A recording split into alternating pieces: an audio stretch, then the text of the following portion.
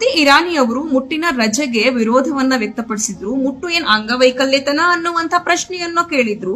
ಜೊತೆಗೆ ಕೇಂದ್ರ ಸರ್ಕಾರಕ್ಕೆ ತಾಕೀತ್ ಮಾಡಿದ್ರು, ಯಾವುದೇ ಕಾರಣಕ್ಕೂ ಮುಟ್ಟಿನ ರಜೆಯನ್ನ ಕೊಡಬಾರದು ಅಂತ ಹೇಳಿ. ಆದ್ರೆ ನಮ್ಮ ಕರ್ನಾಟಕ ರಾಜ್ಯದಲ್ಲಿ ತಾಯಿ ಹೃದಯದ ಒಬ್ರು ಮಂತ್ರಿ ಇಡೀ ನಾಡಿನ ಹೆಣ್ಣು ಮಕ್ಕಳ ಆರೋಗ್ಯವನ್ನ ಗಮನದಲ್ಲಿ ಇಟ್ಟುಕೊಂಡು ಮುಟ್ಟಿನ ಸಂದರ್ಭದಲ್ಲಿ ಹೆಣ್ಣು ಮಕ್ಕಳು ಅನುಭವಿಸುವಂತಹ ಕಾಲಗಳಲ್ಲಿ ನೋವು ಕಾಣಿಸ್ಕೊಳ್ಳೋದಾಗಿರ್ಬೋದು, ಜೊತೆಗೆ ಡಿಸ್ಕಂಫರ್ಟ್, ಇದೆಲ್ಲದರ ಜೊತೆಗೆ ಹಾರ್ಮೋನಲ್ ಇಂಬ್ಯಾಲೆನ್ಸ್ ನ ಕಾರಣದಿಂದಾಗಿ ಇವೆಲ್ಲವನ್ನ ಗಮನದಲ್ಲಿ ಇಟ್ಕೊಂಡು ಮಾತೃ ಹೃದಯದ ಮಂತ್ರಿಗಳಾಗಿರುವಂತಹ ಸಚಿವರಾಗಿರುವಂತಹ ಕಾರ್ಮಿಕ ಸಚಿವರಾದ ಸಂತೋಷ್ ಲಾಡ್ ದಾದಾರ್ ಅವರು ಒಂದು ಬಹುದೊಡ್ಡ ನಿರ್ಧಾರವನ್ನ ಕರ್ನಾಟಕ ರಾಜ್ಯ ಸರ್ಕಾರದಿಂದ ಹೊರಡಿಸಿದ್ದಾರೆ. ಕ್ಯಾಬಿನೆಟ್ ನಲ್ಲಿ ಈ ವಿಷಯವನ್ನ ಮುಂದಿಟ್ಟು ಕ್ಯಾಬಿನೆಟ್ ನ ಅನುಮೋದನೆಯನ್ನ ಪಡ್ಕೊಂಡಿದ್ದಾರೆ.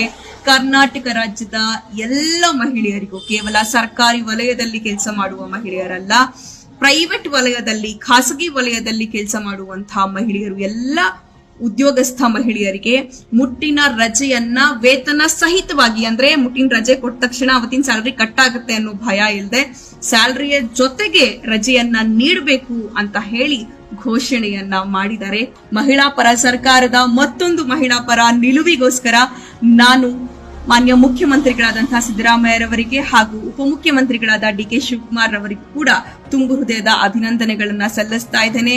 Lots of love to you ದಾದಾ, ಲಾಟ್ಸ್ ಆಫ್ ಲವ್. ಪ್ರೀತಿಯ ಅಣ್ಣ ಸಂತೋಷ್ ಲಾಡ್.